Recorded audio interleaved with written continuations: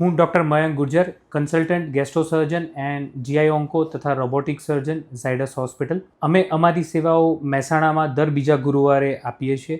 એટલે જો તમને કોઈ પણ પેટના રોગો હોય કે લાંબા ટાઈમથી પેટમાં દુખાવો થતો હોય, ઉલટીઓ થતી હોય તથા પેટમાં કોઈ ગાંઠ હોય તથા તમને સ્વાદુપિંડમાં સોજો આવેલો હોય તથા સ્વાદુપિંડનું કેન્સર, આંતરડાના કેન્સર્સ હોય, તમે અમને કોન્ટેક્ટ કરી શકો છો. અમે હવે આજકાલ લેટેસ્ટ ટેકનોલોજી પણ આવી ગઈ છે કે જેમાં પેટના બધા જ ઓપરેશન એટલે કેન્સરના ઓપરેશન હોય, સારણગાંઠનું હોય, પિત્તાશયમાં પથરી હોય, તો આ બધા જ ઓપરેશન આપણે પેટમાં ચીરો મૂકીને નથી કરતા. એ બધા જ ઓપરેશન નાના નાના હોલમાંથી આપણે એઝ અ રોબોટિક સર્જરી તરીકે આપણે કરતા હોઈએ છીએ.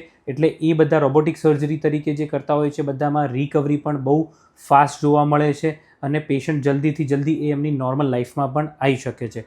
અને રોબોટિક પ્લેટફોર્મનો આપણને એડવાન્ટેજ થાય છે કે જેથી આપણે જે જટિલમાં જટિલ ઓપરેશન હોય એટલે કે સ્વાદુપિંડના કેન્સર્સ હોય, મળમાર્ગના કેન્સર્સ હોય, કાં તો આંતરડાના જે જટિલ જોડાણો કરવાના હોય એ બધા રોબોટિક પ્લેટફોર્મથી આપણે બહુ ચોકસાઈપૂર્વક આપણે કરી શકતા હોઈએ છીએ. જો તમને કોઈપણ લાંબા ટાઈમથી પેટની બીમારી હોય, પેટમાં આંતરડામાં પ્રોબ્લેમ્સ હોય તથા આંતરડાના ચાંદાનો પ્રોબ્લેમ્સ હોય તથા કેન્સર હોય, કાં તો ગેસ એસિડિટી લાંબા ટાઈમથી પ્રોબ્લેમ થતું હોય ને જો દવાથી મળતું ના હોય તો તમે અમારો કોન્ટેક્ટ કરી શકો છો. અમે અમારી સેવા મહેસાણામાં દર બીજા ગુરુવારે સવારે 10થી 1 વાગ્યા સુધીમાં આપતા હોઈએ છીએ. એમાં એલર્જી આવે છે ઘઉંની, બરાબર ને? એટલી એલર્જી હોય, આપણને કોઈ પણ જગ્યાએ એલર્જી હોય એટલે શું થાય કે ઘણાને આપણને જે શેપટ હોય, ધૂળ ઉડતી હોય એની એલર્જી હોય તો આપણે જે શું આવે છીંકો થાય.